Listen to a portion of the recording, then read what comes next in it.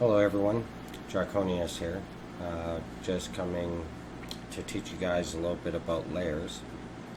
I was playing with some stuff the other night and realized that the material type is actually coming into play when we're cutting through stuff. And I'll demonstrate what I'm talking about here. So what I've done is I've put up two walls. This one is just a solid ivory wall, whereas the one beside it, I have it with cloth material on the one side and ivory on this side. So what we're going to do is I'm going to take my delete tool, change it to the sphere. I'll go down to a smaller size here. We'll work with the same number on both, so I'll just take 11, cut there, come over here, cut there. Now right at first, doesn't seem like there's much difference here. We'll cut pretty much the same, but there is a difference, and that's what we're going to go over here. I'm just going to quickly select the back wall of this, grab the material from over here, paint this, and look at that.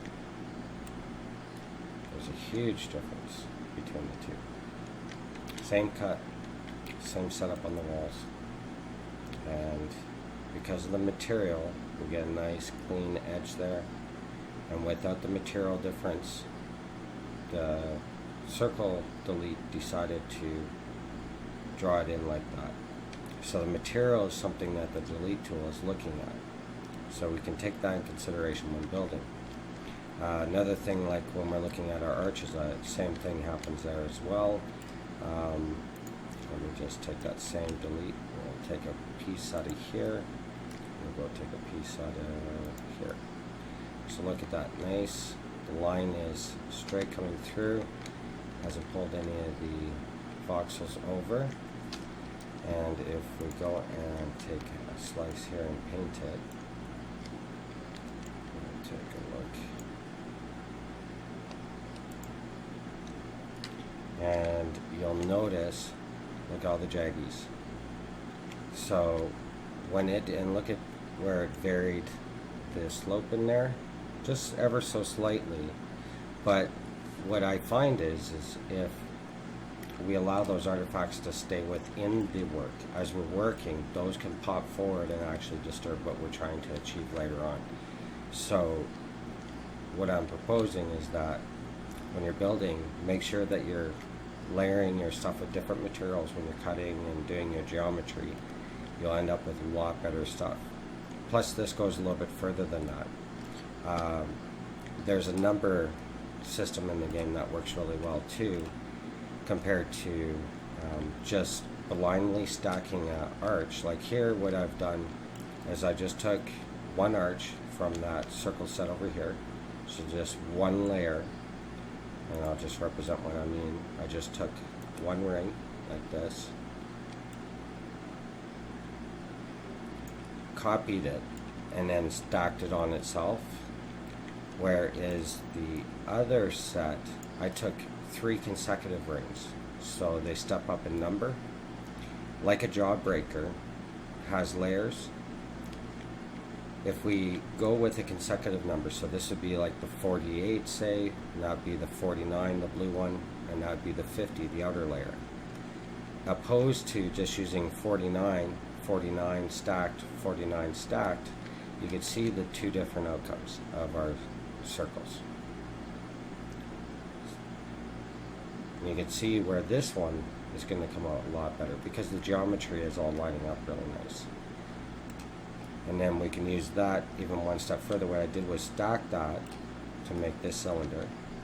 And what I did over here to prep up is I took and stacked just the middle layer. So say that's the 48. This would be the 48 and 49 stuck together, because that's the second layer with the other layer underneath it. And then all 3 layers, so 48, 49, and 50 all together. And then what we could do is, I have it set up over here to do some line cutting. So we could take our line tool, and what I'll do is just come through the cut here. So you'll always want to tweak these in. I find it best that you face your bottom of the line tool pads away from the center of the cut that you want to do. And you also line up these edges. And that way it starts on a nice crisp edge. Always, oh, my pad's too small. See, way too small to do this cut. So what we'll do is back out and I'll just make that bigger. I know it, the piece was 30 across, so I'm just going to make this 32. It's good to hang your pad one extra voxel past your cut, so it cuts the air voxel beside to you. And I'll just line it up again, just like so. Go there, and what I'll do is I'll come over to this side, plant it on that wall so my feet are facing away from each other. And with this one, I'll move it right out. Oops, to the edge of the work.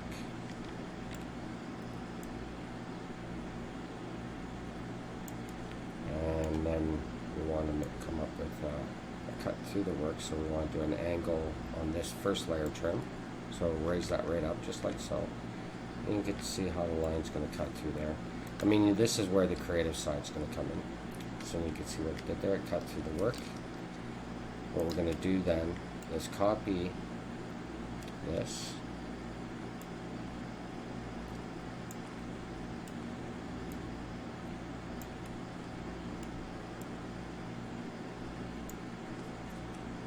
Make sure I have it all. Copy that. Bring it over here. What we can do is then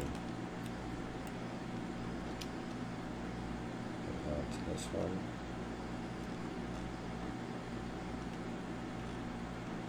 And because we've lined or are using the identical geometry, like I set up with all the same pieces over here, and then we went and did a cut on it as a whole, it's going to carry through that cut to all the pieces, and then when we go back, because they're already in line, and the line tool will listen to the geometry of the each individual layer, and we'll go to paste this without air over top. What it'll do is just paste out that outer layer, and your inner layers will carry that line of that cut.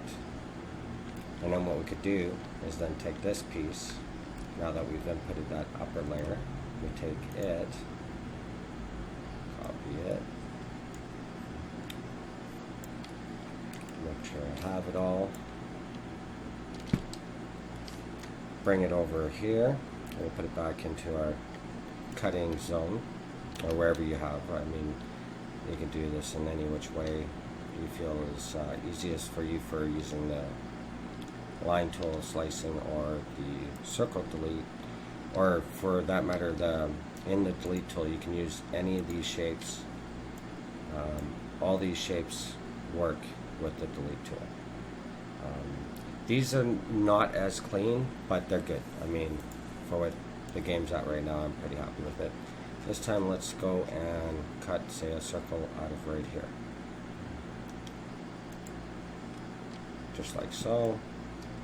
And again, what we'll do is we'll just grab this as a whole.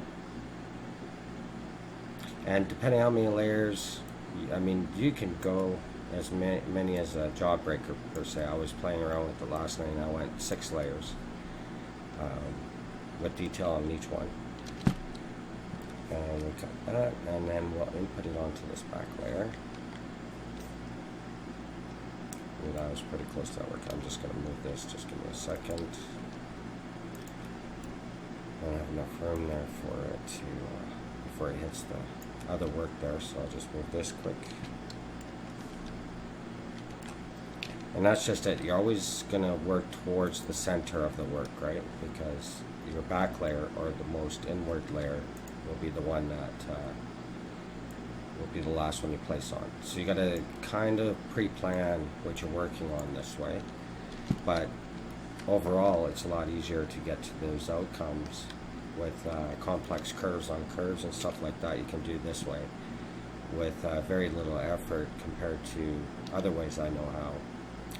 But I've been really trying to research ways to make it easier with the tools, because They have been making these tools better. And if we take a look, there we go. And look at that. And that's how you can go and do layering using the power of the tools.